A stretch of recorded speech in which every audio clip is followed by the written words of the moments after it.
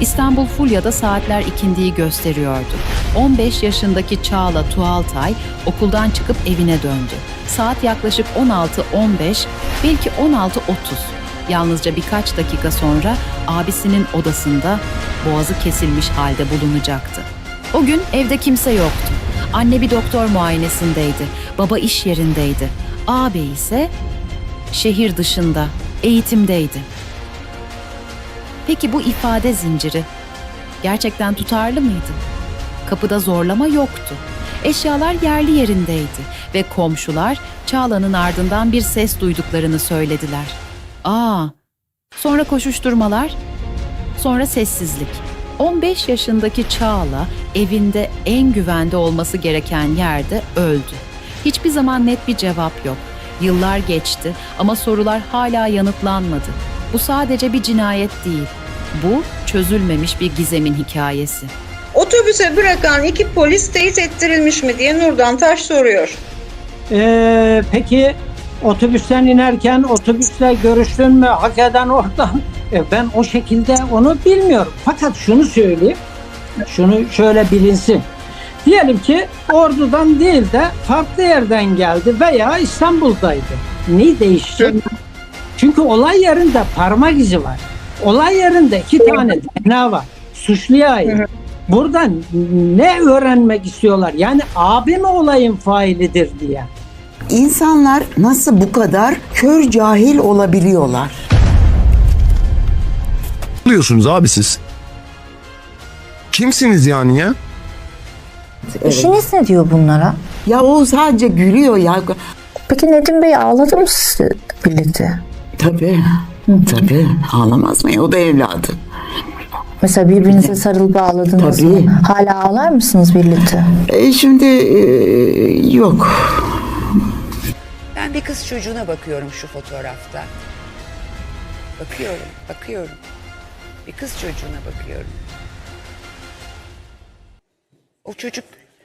Bu kız çocuğu yaşamıyor. Bu kız çocuğunun çocukluğunu, genç kızlığını, kadınlığını, doğuracağı çocukları, evleneceği, aşık olacağı adamı, yapacağı işi, her şeyi elinden aldı. Her şeyi elinden aldılar.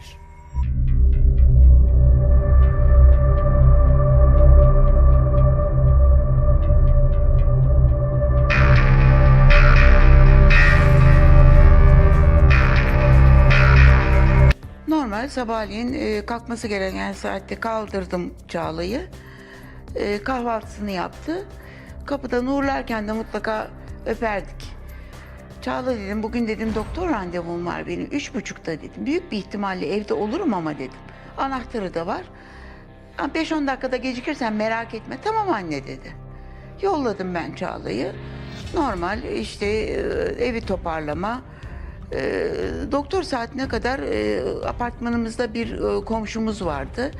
Bizim de anahtarımızın o evde duruyordu. Yani eşimi de çocukluğundan beri tanıyan insanlar. Çocuklar evde unuturlarsa anahtarlarını diye önlem olarak bırakmıştım. O komşuya indim kahve içmeye. Orada da söyledim, ben dedim doktora gideceğim, işte saat kaçtı, 1-1.30 gibi falan çıktım yukarıya. Hazırlandım. Çıktım, gittim. Sonra saat 4'ü çeyrek geçe 4.30 arası geliyor Çağla. 4 çeyrek geçeden itibaren sürekli evi arıyorum. Cep telefonu vardı. Fakat okula götürmek yasaktı. Onun için evde bırakıyordu ama gelir gelmez hemen açıyordu telefonu. Cepten arıyorum, evden arıyorum ama yani tarif edemediğimde bir sıkıntı geldi bana. Terledim, kızardım, durduğum yerde duramıyorum, beklemedim doktoru, çıktım doktordan. Doktorun muayenehanesinin hemen karşısında da eşimin iş yeri vardı. Dedim ki Çağla'ya ulaşamıyorum dedim. Komşumuz da söyledi, onu bir ara, belki de tuvalettedir ya da dedi banyo yapıyordur dedi. Onu aradım. Dedim ki ya Çağla'ya ulaşamıyorum dedim. Bir çıkıp bakabilir misin acaba dedim. Çağla evde mi diye dedim. Tamam ben şimdi çıkıyorum dedi. Çıktı. Ben 5 dakika sonra arayacağım dedim. Çıkmış yukarıya. Sonra ben aradım. Bir telefon açıldı. Apartmanın içinden çığlıklar geliyordu. Çabuk gel, Nedim'i de al gel. Eşimi söylüyor. Nedim'i de al gel. Ama devamını dinlemedim zaten. Kapattık, herhalde 2 dakikada falan biz eve ulaştık. Anne doktorda dışarıda kızına ulaşamıyor. Şimdi 5 dakikalık mesafedesiniz. Zaten sen 5 dakikalık mesafedesin. Yani niye olduğun yerde bekliyorsun? Demek ki yani buldurup kendisi gelmek istedi. Bir o günü tekrar unutturmamak için, hafızalardan silinmesin diye bir anlatır mısınız bize Gülnur Hanım? Tabii 5 Haziran günlerden pazartesi. Sabahleyin ben kalktım, çocukların kahvaltılarını. Sonra Çağla'yı okula yollayacağım. Dedim ki benim bugün dedim doktor randevum var kızım saat 3.30'da. 4'ü çeyrek geçeli 4.30 arasında da Çağla geliyor.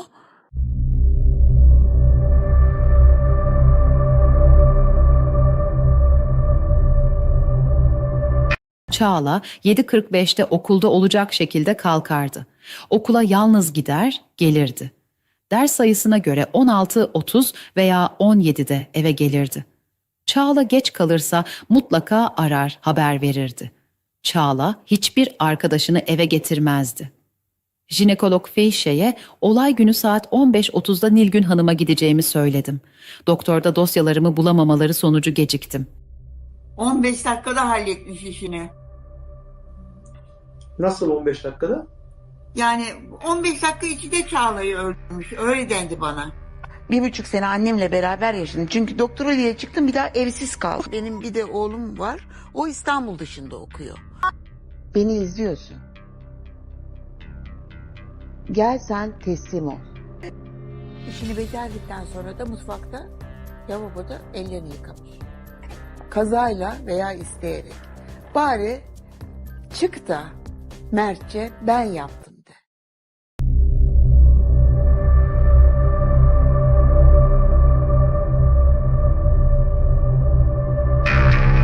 Nedim Bey de ilk resmi ifadesini 12 Haziran 2000 tarihinde verdi ve verdiği ifadede hemen hemen Gülnur Hanım'ınkiyle aynı, tabii ki ufak bir farkla.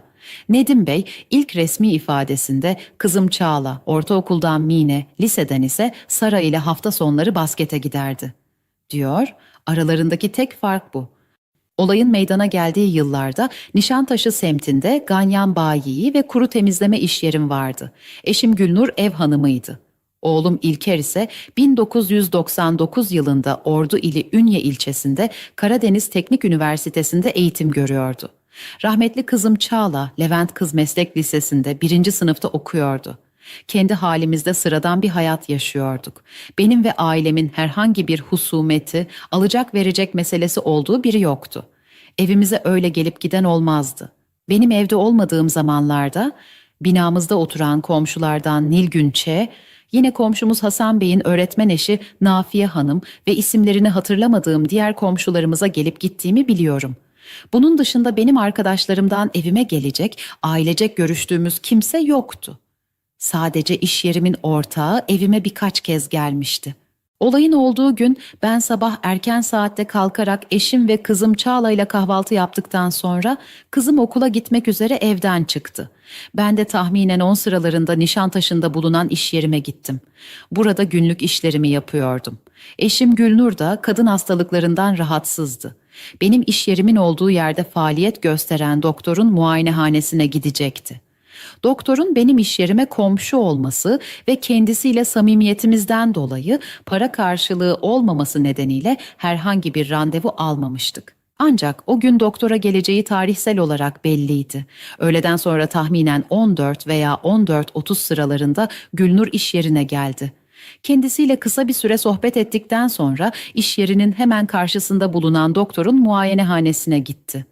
Ben de işlerime devam ettim. Doktor Bey'in muayenehanesinde çok hasta olduğu için eşimin de randevusu olmadığından dolayı eşimin kontrolünün geciktiğini biliyorum.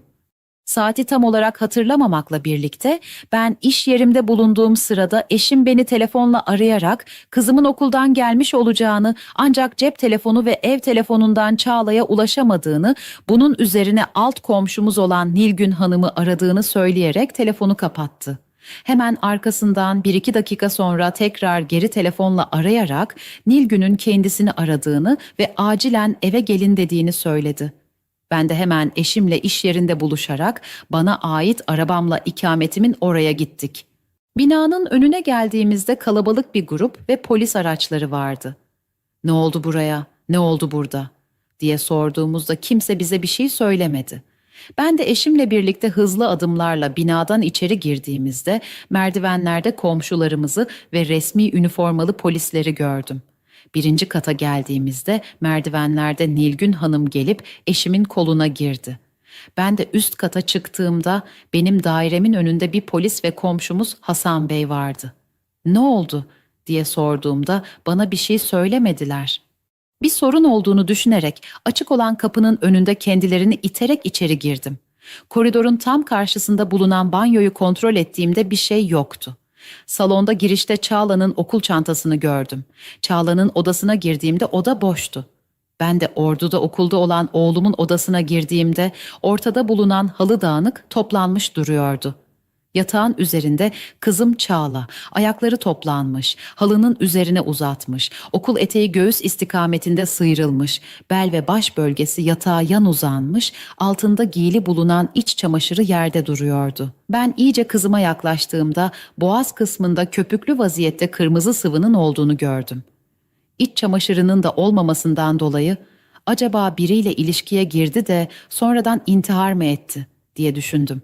Ancak Çağla'nın yanında bıçak ya da benzeri bir şey yoktu. Olayın acısı, korkusu ve şaşkınlığıyla yerde bulunan iç çamaşırını yerden alarak Çağla'nın karın kısmına doğru koydum. Açık olan eteği de üzerine doğru örttüm. Tam bu esnada yanımda, yanlış hatırlamıyorsam komşum Hasan Bey ve bir polis geldiler. Beni dışarı çıkarmaya çalıştılar. Ancak ben onları dinlemedim. Evin odalarını gezdim ve kontrol ettiğimde mutfakta bulunan evyenin içerisinde kanlı olduğunu ve bataryanın üzerinde de kan olduğunu, Çağla'nın botunun mutfakta, evyenin önünde, halının üzerinde muntazam bir şekilde yan yana durduğunu gördüm. Bunun dışında evde başka herhangi bir dağınıklık yoktu. Sadece kızımın olduğu odada boğuşmaya bağlı olduğunu düşündüğüm yatak üzerinde ve yerde bulunan halıda toplanma, dağınıklık vardı. Ben evin tüm odalarını, balkon dahil kontrol ettim. Başka hiçbir kimseyi görmedim. Daha sonra komşum ve görevlilerin çabalarıyla beni dışarıya çıkardılar.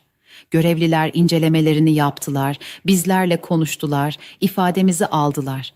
Olay tarihinde oğlum İlker Ordu'da okulda olduğunu, yakınlarımızdan kimin haber verdiğini ben hatırlamıyorum. Bir gün sonra oğlum geldi ve bir gün sonra da kızımı toprağa verdik. Kızımı kim, ne amaçla öldürdü, bizlere bu kötülüğü hangi şahıs ya da şahıslar yaptı bilmiyorum. Benim bu olaydan dolayı şüphelendiğim herhangi bir kimse yok. Yukarıda da belirttiğim gibi ben ve ailemin herhangi bir kimseyle husumetimiz yok. Olayın üzerinden yıllar geçmiş, aydınlanmadı. Bu olayı araştırılarak olayın şüphelisi şahıs veya şahısların tespit edilerek yakalanmalarını ve bu suçtan cezalandırılmalarını istiyorum. Gittim limon almaya. Almaz olaydım. Mutfağın camı çıktı. Ya oradan dışarı bakmak istedim ben. Neydi bilmiyorum. Oradan dışarı bakmak istedim. Ben limonumu alıp gelmem gerekir değil mi? Tabii. Oradan ben dışarıya bakmak istedim. Bir baktım bıdır bıdır bıdır bıdır adam bir şey söylüyor. Elinde bir bıçak. Koskoca bir bıçak. Kurban kestiğimiz bıçaklardan. Bıçak kanlı mıydı teyze peki? Ya bıçak da kanlı. Elleri şu dirseğin aşağısından kan içinde. Ben içeride ne olduğunu bilmiyorum ya. Tamam. Ben aynen böyle cinnet geçirmiş zannettim. Yapma kardeşim yapma diye bağırdım. Sırt içeri girdi. Yani seni duyar duymaz seni gördü zaten değil mi? Kim olduğunu. Duymaz hemen içeri girdi. İçeri girecek. Ben limon aldım geldim. Komşularıma dedim ki ya dedim adam cinnet geçirmiş herhalde dedim. Elini kolunu kesmiş dedim. Yani Çağla'nın babası da demedim.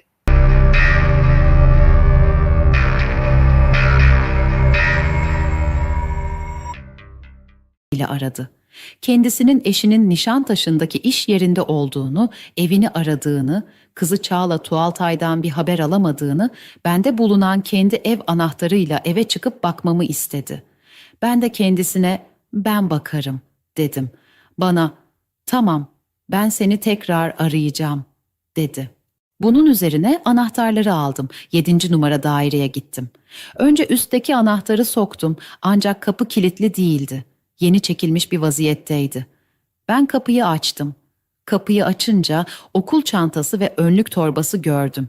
Çantayı ve okul torbasını görünce demek ki kız gelmiş, uyumuştur dedim ve Çağla'nın odasına yöneldim. Kızım Çağla dedim. Bana herhangi bir cevap vermedi. Bunun üzerine odaya doğru giderken Çağla'nın büyük abisi olan İlker Tuğaltay'ın odasında aynadan Çağla'yı çıplak bir vaziyette yatakta gördüm. Kendi kendime "Kızım, bu nasıl yatış?" dedim. Odaya adımımı attım, Çağla'yı kan içerisinde gördüm. Ben feryat ederek daireden dışarıya doğru koştum ve hemen apartmanın zillerine bastım. Bağırarak "Çağla'yı öldürmüşler" diyerek yere yığıldım. Ondan sonrasını hatırlamıyorum.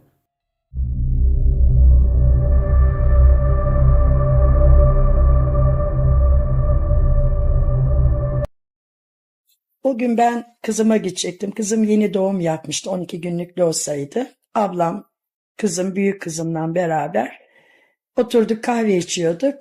Günnur Hanım geldi. Ona da kahve yaptık. Böyle sohbet ettik. Sohbet ederken biz dedim hediye götüreceğiz. Ablam geldi Bursa'dan. Dilber'e gideceğiz dedim. O da tuttu, dedi ki ben de dişçiye gideceğim dedi. Ben dişçi olarak biliyordum. Dişçiye gideceğim dedi. Biz evden çıktık, gittik. Saat 5 çeyrek geçe 5'i 20 sularında eve geldim. Telefonum, bir üst kata eltime çıktım. Ben geldim. Ablam dedi ki telefon çaldı dedi. Apartmandan bir hanım seni aradı ama yoksun diye cevap verdim dedi. Tekrar neyse 5 dakika geçti geçmedi. Telefon, ev telefonu çaldı. Günnur telefondaki. Önce eltimi sordu nasıl diye. İyi olduğunu söyledim. Bana dedi ki ben Çağla'yı arıyorum. Nilgün Hanım bulamıyorum. Bir bakar mısın yukarıya gidip? Saat yani 5'i 20 geçe veya 25 geçe veya çeyrek, yani o aralarda. Yukarıya çıktım. Anahtarla kapıyı açtım. Kapı açık. Üst kat kilidi açtım. Alt kilidi baktım iki tarafta açıktı. İçeri girdim. Zaten girdiğimde kapıda işte ayakkabı torbası mıydı? Bir siyah torba poşet, bir de çantası duruyordu. "Aa Çağla neredesin kız" falan diye ben içeri girdim. Önce onun sağ kolda yatak odası vardı. Kapıyı açtım, hiç orada yoktu. Şöyle bir kendimi döndürdüm. İki yatak odasının arasında banyo var çünkü. Karşıma dolapları vardı, aynalı. Ben Çağla'nın ayaklarını, yani dize kadar olan gördüm. Ay dedim Çağla bu nasıl yatış şekli dedim. Kafamı uzattım. Onu öyle görünce kafamı uzattım. Yani şöyle nasıl diyeyim size, anlatayım. Arkaya doğru yatmış. Üstü birazcık yukarıya çıkmış, etekleri çok açık değildi. Boynunda da şöyle bir beyaz fiyonk gibi bir şey. Ben onu öyle görünce ay Çağla bu nasıl, hani ne oldu, ne yaptılar, kendini mi öldürdüm, ben ilk olarak onu öyle bağırarak, ne terlik giymişim ne bir şey, zillere basa basa kendi katıma indim daireye. Tabii o anda herkes çıktı dışarıya. Herkes evinde o saatte.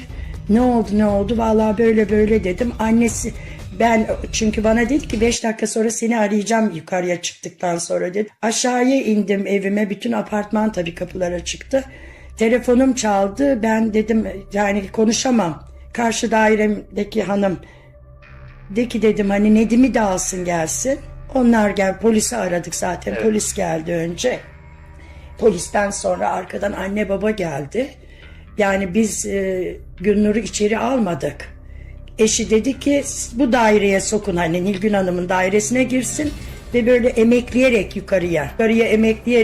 yukarıya görmesin.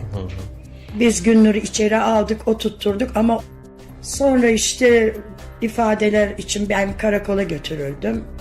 Onlar işte 4 saat sonra falan kızın cenazesi çıktı gitti.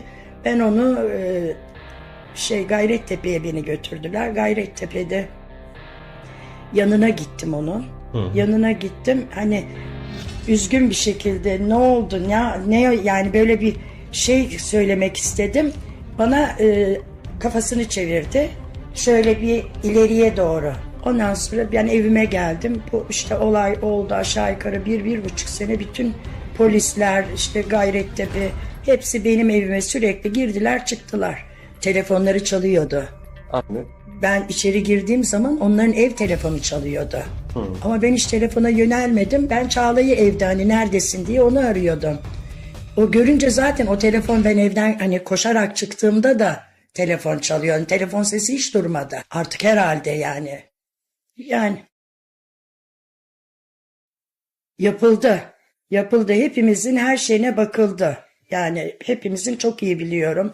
Benim evimde parmak izleri bütün apartmanın, yani sanki bizim evimizde olay olmuş gibi herkesin burada her şeyi yapıldı. Yani hiç kimsenin katlarına çıkmadı. Bütün herkesi çağırdılar. Arandı. Hepsi arandı. Hepsi arandı. Hani diyor ya Gülnur Hanım, kimse gelmedi, kimse ilgilenmedi. Cenazeye de gidildi. Ben ilk apartman gittiğinde gidemedim. Çünkü burada polisler vardı. Fakat ikinci gidişlerinde gittim. Gene Günnur aynı şekilde bize kafasını döndü. Kucağına yeğenini almıştı. Onunla bir şeyler konuşuyordu. Annesi bizimle konuştu, şey yaptı. Ben ameliyat oldum. Aradan birkaç sene geçti. Ameliyatımda geldi bana ama benden konuşmadı. Ben hep isterdim ki, yani o gün ne gördün, ne baktın, ne yaptın, yani kızım nasıldı? Ben hep o soruları beklerdim, bana sorsun etsin. Sonra komşuya geldi, komşuda da oturduk, bizi de çağırdılar, biz de çıktık. Gene aynı şekilde bizle konuşmadı. Böyle yani. Anahtarı bana yani bu olay olmadan 3-4 sene önce vermişti. O verdi. Apartmanda gene bir öğretmen vardı, çocuğunu okula yolluyordum öğlenleri çıkıp. Ama ben Günnur'un evine hiç anahtarla girmedim o güne kadar. Yani olayın olduğu güne kadar bana git evime bak demedi. İlk defa o gün beni telefondan aradı. Yani hiç şey yapmadım. Mesela oğlunu okula yazmaya götürdü. Üniversiteyi kazanmıştı Karadeniz Üniversitesi'nde, 1 ay. Aşağı yukarı orada kaldılar. Mesela o meyanda beni hiç aramadı. Çağla buraya gidiyordu, geliyordu, sokakta oynuyordu, eve girip çıkıyordu. Görüyordum yani, ama annesi hiç arayıp da acaba kız geliyor mu, gidiyor mu diye beni aramadı. O gün işte. O gün aradı ve benim gittiğimi de biliyordu yani. Ben ona söylemiştim, evet. Kızıma gideceğim diye. Gittim, ben cenazelerine katılamadım. Hani camiye falan gidemedim. Ama bütün herkes gitti apartmanda. Ben sadece ikinci gidilişte evlerine gittim.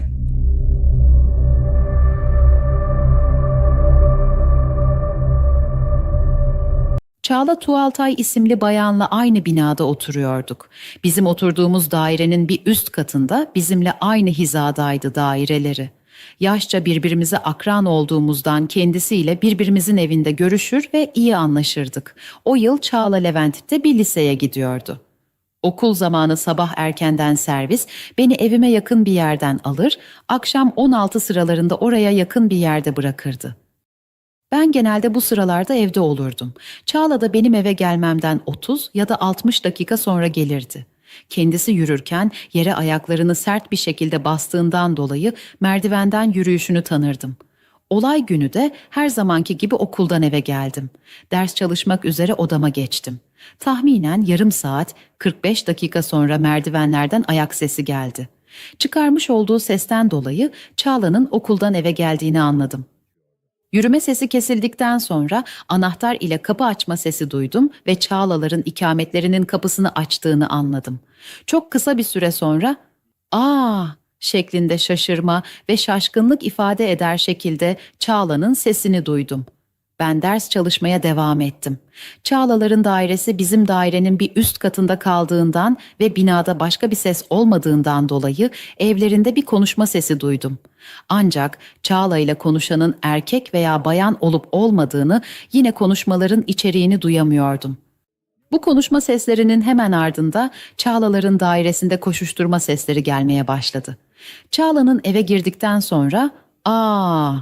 şeklinde şaşırma veya şaşkınlık ifade eder şekilde seslenmesinden dolayı il dışında bir üniversitede okuduğunu bildiğim ağabeyi İlker'in gizlice gelip aileye sürpriz yaptığını düşündüm. Yine Çağla ile İlker'in birlikte kaldığı zamanlarda yüksek sesle konuşup şakalaşmaları, bazen de küçük çaplı ağabey kardeş şakalaşmaları oluyordu. Bunu aklıma getirdiğimden dolayı ağabeyi gelmiş, ya şakalaşıyorlardır ya da küçük bir tartışmaları vardır diye düşündüğümden pek önemsemedim.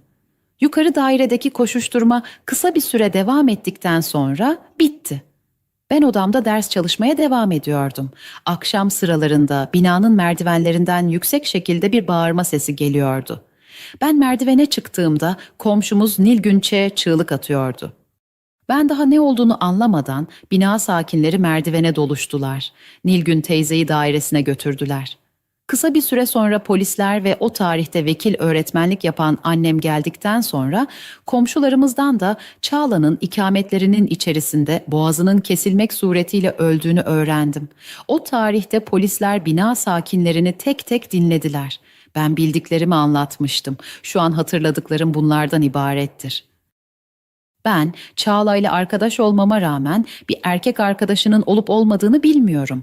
Binamızda bizden başka genç kız yoktu. Benim de o tarihlerde görüştüğüm erkek arkadaşım yoktu. Çağla ile birlikte vakit geçirdiğimiz zamanlarda bana herhangi bir kimseyle tartışmasından veya husumetli olduğu herhangi bir insandan bahsetmedi. Kendisi sessiz, içine kapanık bir yapıya sahipti. Ailesi de iyi insanlardı. Bu olayı kim ya da kimler gerçekleştirdi bilmiyorum. Olaydan sonra bina içerisinde merdivenlerde bir koşuşturma sesi veya kaçan herhangi bir kişi görmedim. Söyleyeceklerim bunlardan ibarettir.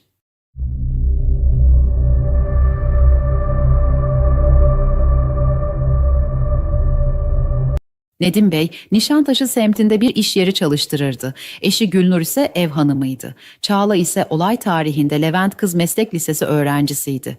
Oğulları İlker ise o yıllarda İstanbul dışında bir şehirde öğrenciydi. Aynı binada oturan ailelerin hanımları kendi aralarında bir gidiş geliş yaparlardı. Biz bu aileyle çok samimi değildik. Hatırladığım kadarıyla nadiren birbirimize oturmaya gidip gelirdik. Tuğaltay ailesi kendi halinde, sessiz bir aileydi. Öyle büyük bir tartışma, bağırma, kavgalara şahit olmadım. Bunun dışında başkalarıyla da herhangi bir olaylarını bilmiyorum. Olayın meydana geldiği gün tam olarak hatırlamamakla birlikte işlerimi halletmek üzere öğleden sonra dışarıya çıkarak bankaya ve Nişantaşı'na gitmiştim. Dışarıda olan işlerimi hallettikten sonra tekrar evime geldim. Evde kızım Gökçe bulunuyordu. Eşim ve diğer kızım Tuğçe dışarıdaydılar. Ben ikametimde istirahat etmekteyken binamızın merdivenlerinde yüksek sesle bağırma duymam üzerine koridora çıktığımda komşularımızdan Nilgünç'e bağırarak "Çağla'yı öldürmüşler" dedi. Bunun üzerine Nedim Beylerin daire kapısının önüne geldik. Burada benim alt komşum olan bir kişi Nilgün Hanım ve hatırlamadığım daire sakinleri vardı. Bir süre sonra Nedim Bey, ondan sonra da Gülnur Hanım geldiler. Gülnur Hanım'ı olay yeri olan daireye almadan bir komşumuzun evine götürdüler. Nedim Bey, kendi dairesine girince ben de hemen arkasından içeri girdim ve Çağla'yı üzeri kanlı vaziyette gördüm. Kendimi kötü hissettim ve hemen daireden çıkıp merdivenlere yöneldim. O kalabalık içerisinden daireye kimlerin girdiğini tam olarak hatırlamıyorum. Bir süre sonra binamıza polisler geldi ve bizimle görüştüler. Bu olaydan birkaç gün sonra Çağla'nın öldürüldüğü gün annesi Gülnur Hanım'ın doktora gittiğini, doktordayken kızını aradığını, ulaşamaması üzerine komşularımızdan Nilgün Hanım'ı arayarak kızına bakmasını istediğini öğrendik. Nilgün Hanım'da Nedim Beylerin evinin yedek anahtarı bulunuyormuş. Nilgün Hanım söz konusu daireyi kontrol ettiğinde Çağla'yı öldürülmüş olarak bulmuş. Yine olay tarihinde kızım Gökçe evde ders çalışırken tam üst katımızda, yani Çağla'ların ikametinde bir ses duyduğunu, ancak Çağla'nın ağabeyi olan İlker'in herhalde İstanbul'a geldiğini ve kardeşiyle şakalaşıyordur diye düşündüğünü bana sonradan anlattı. Çağla'nın bu şekilde öldürülmesi bizi çok korkutmuştu. Yukarıda da belirttiğim gibi benim de 2 kızım var. Binamızda böyle bir olayın yaşanması bizleri de endişelendirdi. Bildiğim kadarıyla bu olayın şüphelisi veya şüphelileri yakalanamadı.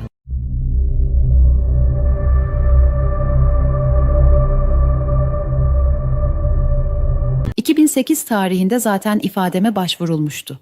İfademe ek olarak Çağla Tuğaltay isimli kız çocuğunu ve ailesini aynı binada oturduğumuzdan dolayı tanırım. Bildiğim kadarıyla babası Nedim Bey, Nişantaşı'nda kuru temizleme işi yapıyordu. Benim bu aileyle kişisel olarak bir samimiyetim olmadı. Sadece binaya giriş çıkışlarda karşılaşıp selamlaşırdık. Sadece Benim eski eşim olan Yasin Ç. eczacı kalfasıydı. Bundan dolayı ben de kendisinden iğne yapmasını öğrenmiştim.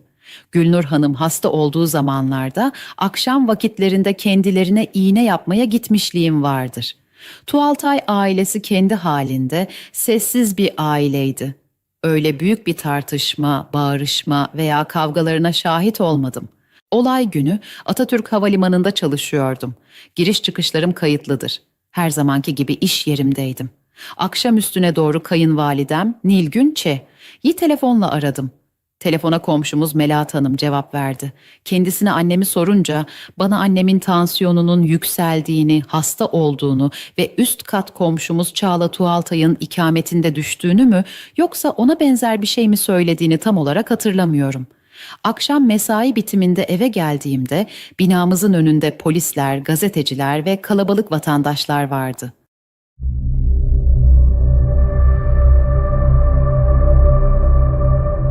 Cinayetle ilgili iddialar hakkında ilk kez konuştu ve çok çarpıcı açıklamalar yaptı. Ben olay günü zaten çalışıyordum. Akşam 7'de bitiyor işim. Yine serviste havalimanında. Hem Yasin yani eşiniz hem de siz şüpheli sıfatıyla ifade vermişsiniz. İşte kan örnekleriniz falan. O dönemde mesela havalimanında çalışmışlığınızla alakalı orada bir inceleme yapıldı mı? Tabii ki kamera kayıtları. Zaten ben kamera kayıtlarının olduğu bir alanda çalıştığım için İncelendi mi o hepsi kamera incelendi kayıtları? tabii ki. Siz kaçta geldiniz eve? Ben 7'de serviste biniyorum. 7.40 gibi falan Mecidiyeköy'de olup eve geliyorum. En geç ben geldim muhtemelen. Yani sokak zaten mahşer yeri gibi kalabalıktı. Ben içeri girdiğim zaman normal kapıdan girdim. Ne oldu dedim. Zaten komşular vardı, kalabalık vardı. Çağla'yı öldürmüşler dediler. Ben geldiğimde de oturuyordu zaten. Hani aynı yerde oturuyordu. Gülnur abla aynı koltukta oturuyordu. Aynı tepkisiz şekilde oturuyordu. Oturuyordu normal. Biz cenaze çıkarken balkona gittik. Yöneldik hepimiz. Ve hepimiz baktık. Sanem Çemberli'ye göre eşi Yasin ve kendisiyle ilgili şüphelerin nedeni Tuğaltayların ev anahtarlarının kendilerinde olması. Benden şüphelenenin Gülnur abla olduğunu hani bilmiyorum. Ben böyle bir şey benimle ilgili başka bir beyan veren başka birisi olmuş sanırım. Onun üzerine ben ifade verdim. Peki eşinizden niye şüpheleniyorlar o zaman? Eşimden niye şüpheleniyor? O evde anahtar olmasından dolayı şüphelenmişlerdi. Başka bir şeyden değil. Siz o eve girip çıkıyor muydunuz? İğne yapmak için girip çıktım, evet. Eşiniz Yasin Çağla'yı tanıyor mu? Ya da sohbeti var mı? Sohbeti yok. Tanımış olduğunu da düşünmüyorum yani. Bir toplantıda şöyle bir şey demiş. Ay Allah'tan öldü gitti benim kocam. Ona aşıktı. Böyle bir konuşma zaten olmadı. Gerçekten böyle bir konuşma gerçekleşmedi çünkü. Hakikaten gerçekleşmedi. Yani böyle bir kelime zaten asla kullanılamaz. Olamaz yani. Sanem Çemberli, öldürülen Çağla Tuğaltay'ın annesi Gülnur Hanım'la ilgili de çarpıcı açıklamalarda bulundu. Kafanızda ne yorumladınız? Bilmiyorum, tepkisiz oluşu ilginç. Sonrasında tabii ki hepimiz birçok şeyi birleştirdik ama o anda hiçbir şey, yani hani bu kadar tepkisiz olmasının hani bir şeyleri biliyor olabilmesine işaret olduğunu düşünüyorsun. Yaklaşık 3 ya da 5 gün sonra ben kuaföre gittim. Girdim içeriye, Gülnur ablayı gördüm. Gülnur ablayı görünce ben tabii şok oldum yani. Hani muhtemelen saçını boyatmaya gelmişti. Öyle oradaki tavırları nasıldı? Çok soğukkanlıydı. Benimle konuşmadı. Sen demedin mi Gülnur abla benimle neden konuşmuyorsun? Ya ben konuşmaya yeltendim ama konuşmadı. Öyle Yok merak etmedim mi sebebini hiç, onu soruyorum. Yani genel olarak herkesten kendini somutladığı için hani herkesten, ben de gittim annemlerle birlikte cenaze evine, taziyeye gittik biz.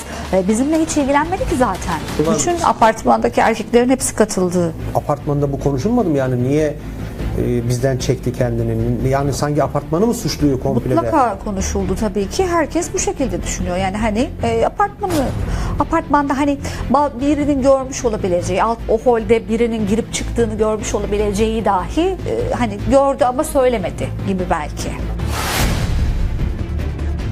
Size göre yabancı biri mi yaptı peki? Yani birlikte de gelmiş olabilirler.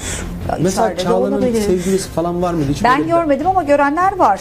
Üst merdivenlerde onu birkaç kere eve bıraktığını, işte yanaktan öperken ya da işte ne bileyim vedalaşırken görenler var. Gökçe. Gökçe. Gökçe şey değil mi, şu alt komşuları? Aynen. Sanem Çemberli'nin Çağla cinayetiyle ilgili öne sürdüğü şüphelerse çok çarpıcı. Sizce kim yaptı bu olayı? Bilmiyorum ama kendi işlerinden olduğunu düşünüyorum. Kendi içlerinden. Aynen. Bu benim kendi şahsi fikrim. Şimdi bu şüpheli Yasin'in en muhtemel kuvvetli şüpheli oydu.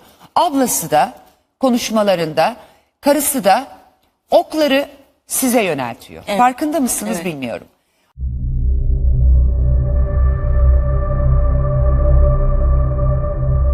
Olayın olduğu gün öğle saatlerine doğru 11.30 civarı falandı.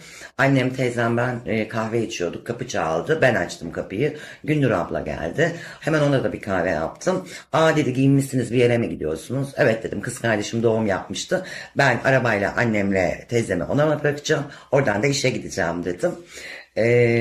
Ben de dedi dişçiye gideceğim dedi. Ama tabii hani kaçta randevusu, dişçi nerede? Hani ben onları hiç duymadım, söylemedi zaten. Kahvelerimiz bittikten sonra hadi dedi siz de gideceksiniz, ben kalkayım dedi. Hep beraber kapıya geldik, aynı anda kapıya çıktık, biz kapımızı kilitledik. Hatta o esnada karşı komşumuz da kapıyı açmıştı. Ayaküstü hep beraber kapıda bir 5 dakika sohbet ettik. Gündür abla yukarı çıktı, biz de çıktık gittik. Daha sonrasında ben yakın çalıştığım için, mesafe yakın olduğu için 6-10 ya da çeyrek geçe eve geldiğimde binanın girişi kalabalıklaşmış ve polislerle girdim ben buraya. Ne oluyor dedim, olayı öğrendim. Çağla'nın rahmetli olduğunu öğrendim. Bir panik halindeydik. Daha bayağı bir sonra Gündür ablayla Nedim abi geldi. Gündür abla çok zor merdivenleri çıkıyordu. Böyle nefes nefeseydi. Koştukları belliydi her hallerinden. Ondan sonra Nedim abi merdivenleri gerçekten emekleyerek çıkıyordu. Tam kapının önüne geldiğinde Gündür'ü içeri alın, yukarıyı görmesin dedi. Biz Gündür ablayı içeri aldık. Zaten Gündür abla da hiçbir tepki vermedi. Direkt girdi içeri. Birkaç merdiven daha emekledikten sonra geri döndü. Yasin'i çağırın dedi, kardeşimi. İlaç getirsin Gündür'e dedi. Annem kardeşimi aradı. Bu arada bu çok herhalde merak ediliyor. Niye bu saatte eve geldi? 8'de eczane kapanıyor falan diye. Annem arayıp bir sakinleştirici getir, böyle böyle olmuş dediği için erkek kardeşim eve geliyor. Daha sonra tabii 4 saat sonra falan cenaze buradan gitti ve herkes Gayrettepe'ye, işte önce Şişli'ye daha sonra Gayrettepe'ye gidildi, ifadeler verildi. Ertesi gün sabah savcı geldi, annemle beraber ben yukarıdaydım. Bütün her yeri beraber gezdik, baktık. Olay yerinde odaya girişte sağ tarafta yatak vardı. Uzunlamasına, yanında bir gardırop vardı. Sadece kan duvarda, yatakta ve gardırobun kenarında vardı. Muhtemelen bir herhalde canavliyle kurtulmak isterken halı toplanmıştı, onu gördüm. Yerde yeni açılmış bir tuvalet kağıdı, demir bir para, rahmetli Çağla'nın iç çamaşırı, içinde pedi vardı. Bir de çiçekli bir tayt vardı yerde. Ve odanın mesela perdesi açıktı. Odanın perdesi açıktı. Odanın baktığı yer arka taraf. Bir iki daire muhtemelen tam görüş açısına sahiptir.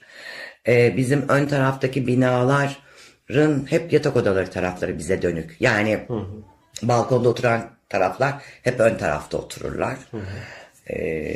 Ama binada çok fazla ses gelebilir. Telefon sesleri falan, her şey duyuluyor. Üst kattan alt kattan zaten. Herhangi bir dağınıklık yoktu. Herhangi bir şey yoktu. Dikkatimi çeken tek şey de salondaki küllük ve çekirdek çöpleriydi. Hiçbir dağınıklık yoktu. Ayakkabıyı gördük. Evet, polislerle mutfağa da girdik. Çünkü annem ifadesini de savcıya orada yaptı. Ondan sonracıma. Onun dışında da herhangi bir şey olmadı. Birkaç gün sonra zaten mor ışıkla bakıldı. Evet. Ev karartıldı falan. Hatta bunun bir şahit yanında yapılması gerekti. Rahmetli amcam yaptı. Daha sonrasında o gün itibariyle özellikle kendi dairem, üst kat dairemiz bütün arandı. Kirli sepetlerimize kadar, iç çamaşırlarına kadar, herhangi bir sperm örneği, ıslak bir çamaşır var mı, kirli bir çamaşır var mı, çamaşır makine, gardolaplara kadar çok titizlikle çalıştılar. O zamanki polisler, ki çalışılmamış falan diyorlar da, aşağı yukarı 1,5 sene kadar bizim evimizde yaşadılar. Polisler bizim evimizde yaşadılar. Apartmanın önünde kaldılar. Günlerce aynı kıyafetle evlerine gitmeden. Ama maalesef ki sadece tek bir nokta gösterildi. Başka noktalar gösterilmek istendiğinde yine oklar bu tarafa çevrildi. Hep bu yüzden de bence hep olduğu yerde kaldı.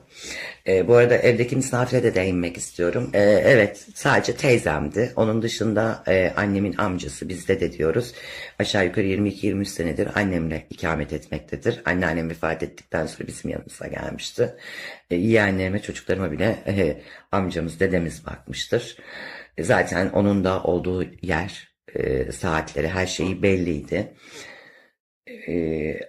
Ailemizin hepsinin kendisinin de parmak izi alınmıştı. Zaten o gün herkesin parmak izi alınmıştı buradaki. Hayır, rahmetli oldu. 2013'te.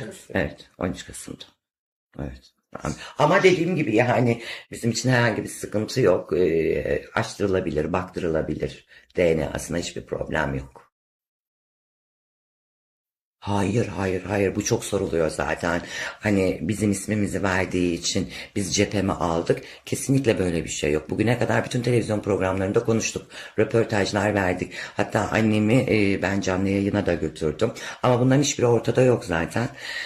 Evimize geldiler, röportajlar yapıldı. Hiçbir sıkıntı yok. Ama maalesef ki herhalde bir reyting uğruna bu şekilde davranıyorlar. Şöyle, Serap Özgür programında şey diyordu, işte ekibimiz oraya gitti, hiçbir kapı açılmadı, göya annem kapıyı açmış, demiş ki 20 sene oldu, öldü gitti artık, ne istiyorsunuz demiş, kapıyı kameramanın suratına kapamış. Bunu seyrettiğimiz anda ben Gerçeğin Peşindeki yapım programını aradım. Kendilerine avukatımızın bu işle ilgilendiğini, bütün bu kayıtları istediğimi söyledim. Bana geri döneceklerini söylediler.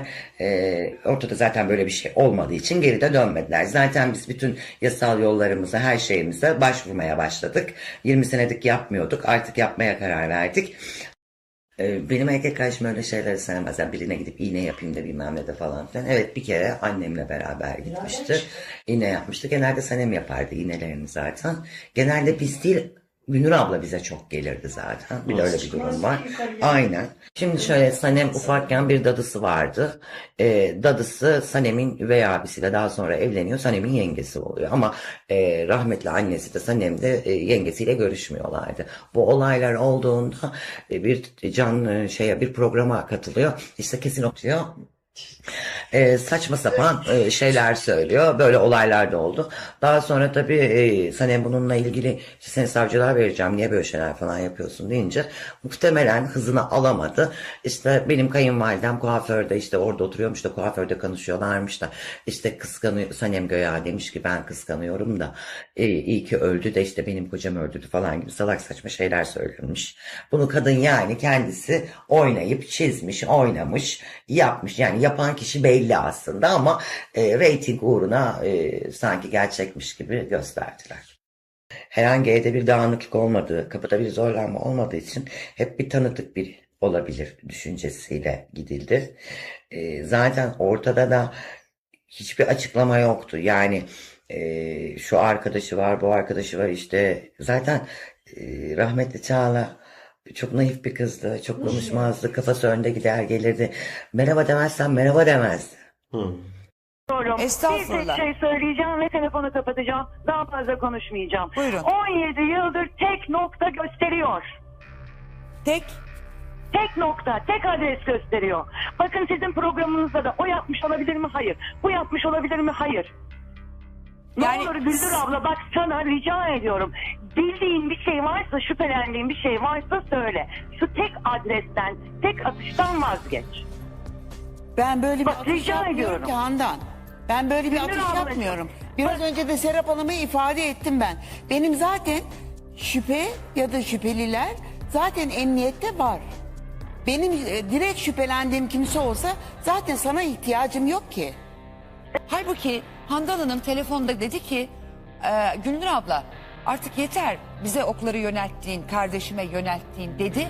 Ama aynı şeyi kendileri yapıp görümce ve ne kadar boşanmış olsalar da eski eş size okları yöneltiyor. Evet. Bunun farkındasınız. Farkındayım tabii. İçlerinden biri yapmıştır diyor.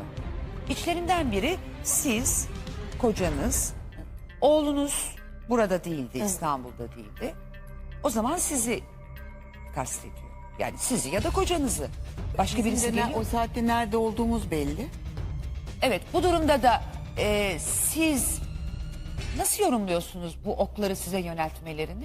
Ya o yıllardan beri ihtimal onun üstünde durduğum için onlar hedef şaşırtmaya çalışıyorlar. O zamanların intikamını alıyorlar diye düşünüyorum ben.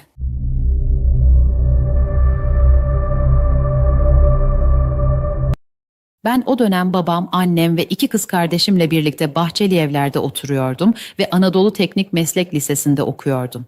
Yazları bize ait olan Büyükçekmece ilçesindeki yazlığımızda kalıyordum.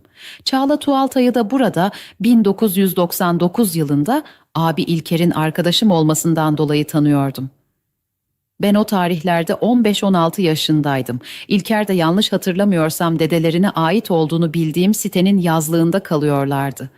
Yanlış hatırlamıyorsam yazlık bölgesinde soy isimlerini hatırlamadığım Erdem, Ertuğ, Hasan ve İlkir'le hep birlikte yaş grubumuz birbirine yakın olduğundan dolayı takılırdık. Bana sormuş olduğunuz olayın üzerinden çok uzun süre geçtiğinden benim de o tarihlerde daha küçük yaşlarda olmamdan dolayı çok fazla bir şey hatırlamamakla birlikte Çağla güzel bir kızdı. Benim dikkatimi çekmişti. Kendisine yanlış hatırlamıyorsam bana ait vesikalık bir resim vermiştim ama bu resmi ne yaptı bilmiyorum. 1999 yılı yazı bittiğinde ben okula başladım.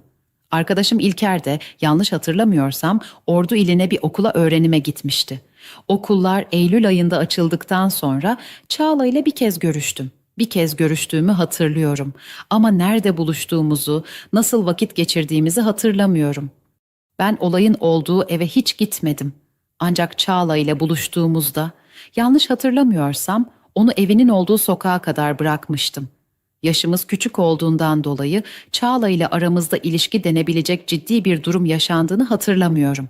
O zamanlar bizler karşılıklı bakışmakla birbirimizi sever ve hoşlanırdık. Hatta el ele dolaşmak unutulmayacak bir anı olurdu. Mesela Çağla'nın sevgilisi falan var mıydı? Hiç Ben böyle- görmedim ama görenler var. görmüş? Üst merdivenlerde onu birkaç kere evde bıraktığını, işte yanaktan öperken ya da işte ne bileyim görmüş vedalaşırken görenler var. Gökçe. Gökçe. Gökçe şey değil mi şu alt komşuları? Aynen. Sevgilisi vardı, gelirdi, öperdi, yolcu ederdi ya da işte bırakırdı eve gibi. O zaman görüyorlar da Çağla'nın o cinayet günü kimse görmüyor. Yalnız geldiğini, eve girdiğini, arkadan herhangi birinin, apartmandan biri, bakkal, kasap, herhangi bir kimse görmüyor. Ötekini görüyorlar, onu görmüyor. Çok enteresan. Peki Çağla'nın böyle bir erkek arkadaşı var mıydı işte kapıya kadar getirip hani flörtü? Yok yani o İlker'in söylediği, o İlker'in arkadaşı vardı, ben başka bilmiyorum. Peki o böyle getirir miydi eve, bırakır mıydı? Hayır, Evden hayır. alır mıydı? Hayır. O zaman başka birinden mi söz ediyorlar? Ya, böyle bir şeyin olduğuna da inanmıyorum ben. Hüseyin'le ilgili çok sorular geldi. İşte abinin arkadaşı, işte o da Çağla'yla birlikteydi. Bir flörtleşme dönemi vardı. Abi buna kızdı diye. Ama tabii onunla ilgili de mutlaka bir soruşturma kapsamına alındı. Siz mesela şunu sormak istedim ben, o şüpheden de uzak. Biliyor muydunuz Hüseyin'le olan ilişkisini kızınızın? Biliyordum. Siz seviyor muydunuz? Normal İlker'in arkadaşıydı ben. Hiçbir zaman Çağla'yla da yüz göz olmadım bu konuda ben. Sahile çıkıyorlar, yürüyorlar veya bir sinemaya gidiyorlar. Budur yani. Birkaç sefer galiba eve almış, evin yakınına kadar getirmiş onu, hani yürüme mesafesinde. Bu kadarını biliyorum. Ben İlker'in bu davayı bildiğini, İlker'in bu konuyla Çağla'yla konuştuğunu da bilmiyordum. Sonradan İlker ne öğrendim. demiş bu duruma? Uygun bulmadığını söylemiş. Karakterinin ona uygun olmadığını söylemiş. Bu işi kes demiş. Çağla da kesmemiş. Kesmemiş. Aşık olmuş belki. Ha? Belki de.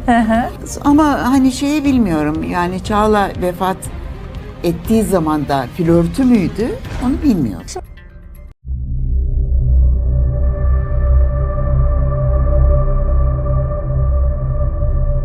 İlker Tuğaltay'ı benim çocukluk arkadaşım olmasından dolayı tanırım. Kardeşi Çağla ise benden küçüktü. Çocukluğumuzda mahallemizde kızlar ve erkeklerle birlikte oyun oynamışlığımız vardır.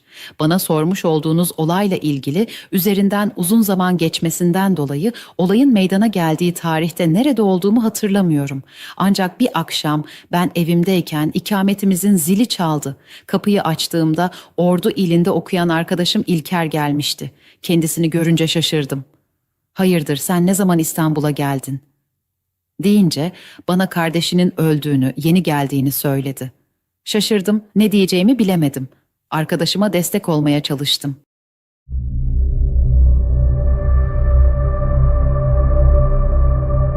Mahallesi Narçiçeği sokakta, şu dairede, Çağla'nın dairesini işaret ediyor, yaklaşık 1 ay önce cinayet işlenmişti. Mezkür daireyi biz 1992 senesinde satmıştık.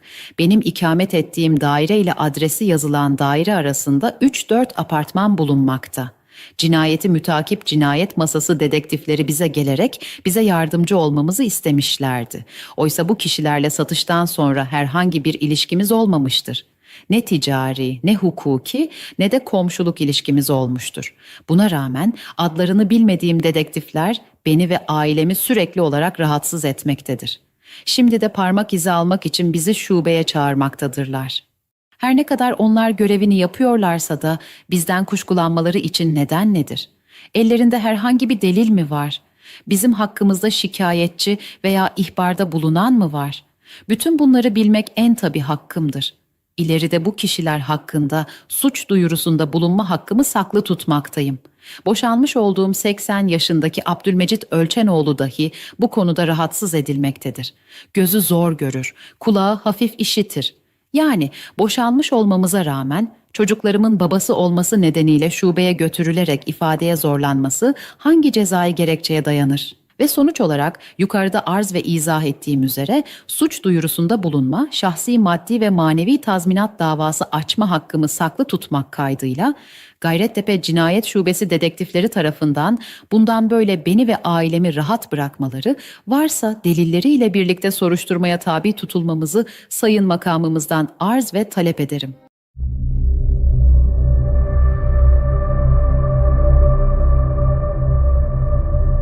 Olay tespit tutanağı, nöbetçi sulh ceza mahkemesine gönderilen yazı, vukuat raporu, incelemeye alınan materyaller. Peki ya incelemesi yapılmayan detaylar, eksik kalan parçalar, 2013 yılında yapılan incelemede alt komşu Nilgün Hanım ve oğlu Yasin Bey için tutulan kayıt.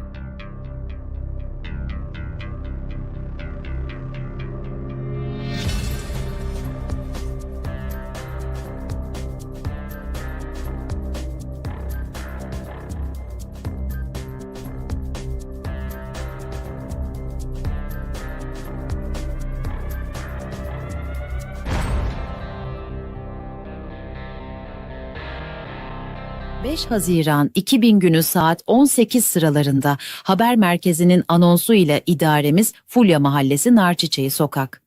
Numara 4, daire 7 sayılı yerde bir şahsın bıçaklanmış olduğunun bildirilmesi üzerine 89.233 kat nolu ekip olarak intikal edilerek yapılan kontrolde daire kapısının açık olduğu, içeride bulunan daire sahibi Nedim Tuğaltay'a sorulduğunda kendisi ve eşinin evde olmadığı sırada öğrenci olan Nedim ve Gülnur kızı Şişli 1985 doğumlu Çağla Tuğaltay isimli kızının boğazının kesilmiş ve öldürülmüş olduğunu söylemesi üzerine yapılan incelemede adı geçen Çağla Tuğaltay'ın yatak odasında, karyola üzerinde başı duvar tarafında, ayakları yerde, sırt üstü yatar vaziyette olduğu, boğazının kesilmiş vaziyette bulunduğu, eks durumda olduğu ve yatak üzerinde fazla miktarda kan birikmesinin bulunduğu, babası Nedim Tuğaltay'ın ellerinin kanlı vaziyette olduğu, kendisine sorulduğunda eve telefon açtığında telefona cevap verilmemesi sonucu merak ederek eve geldiğinde kapının açık ve kızının bu vaziyette bulunduğunu söylemesi üzerine yapılan araştırmada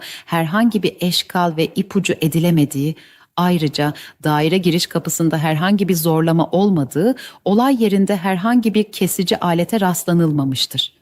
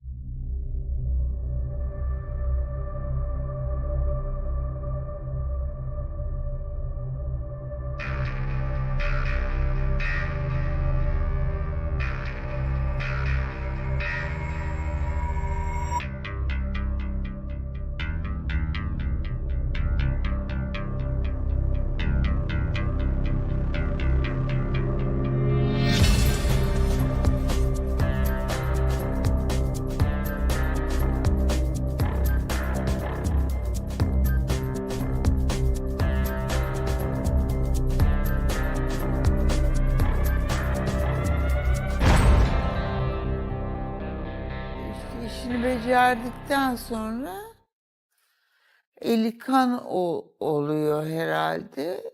Mutfaktaki lavaboda ellerini yıkıyor.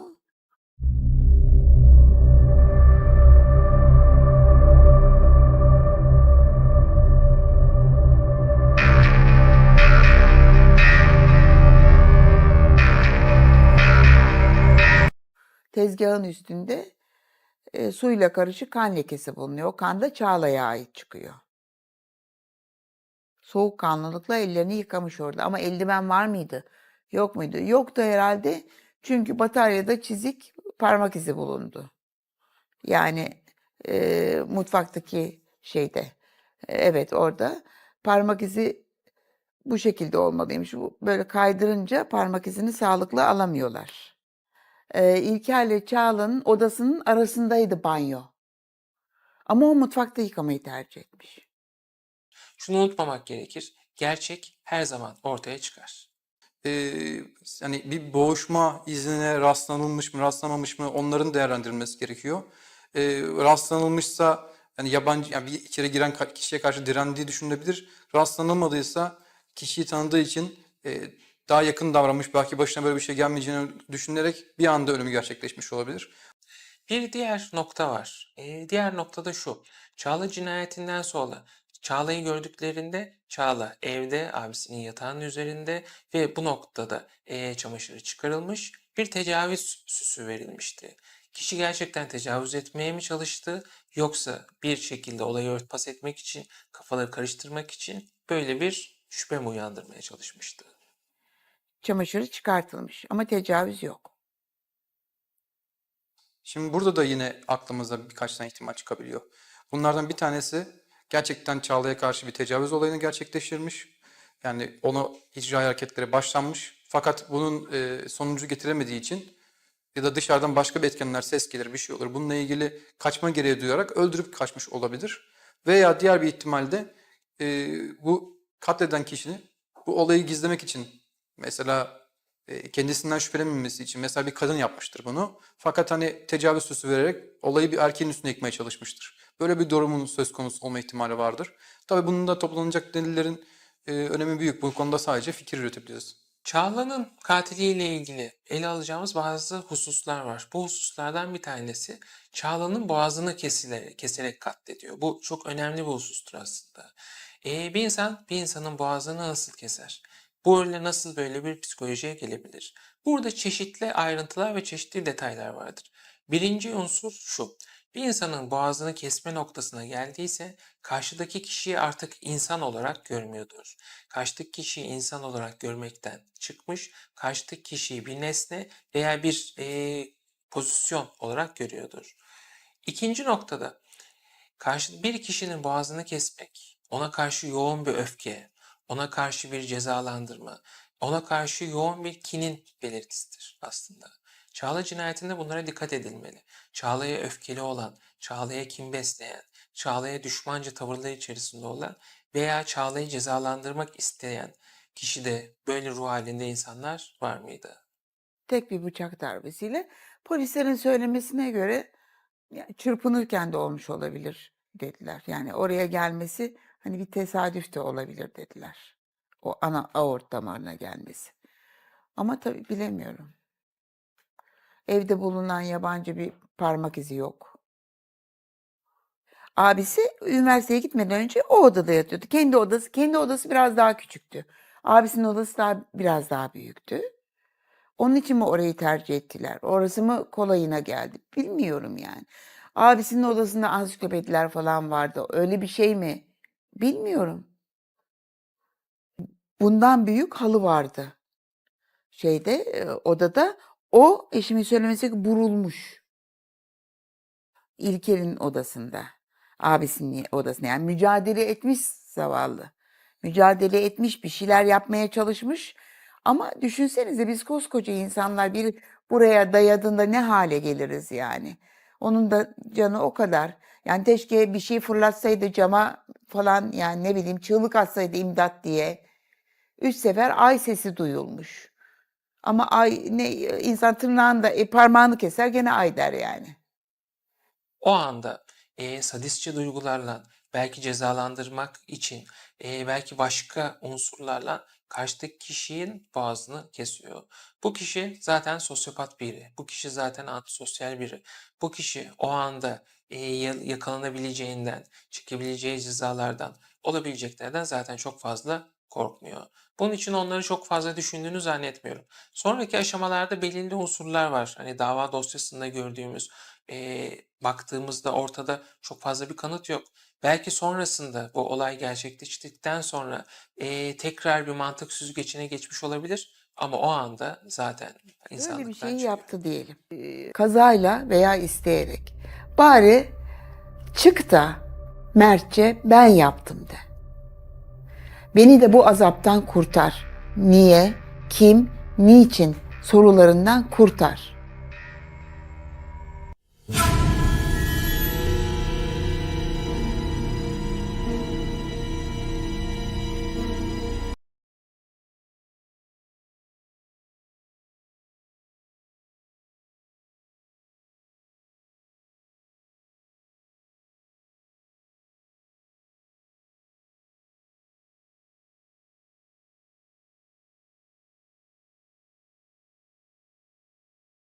...5 Haziran 2000.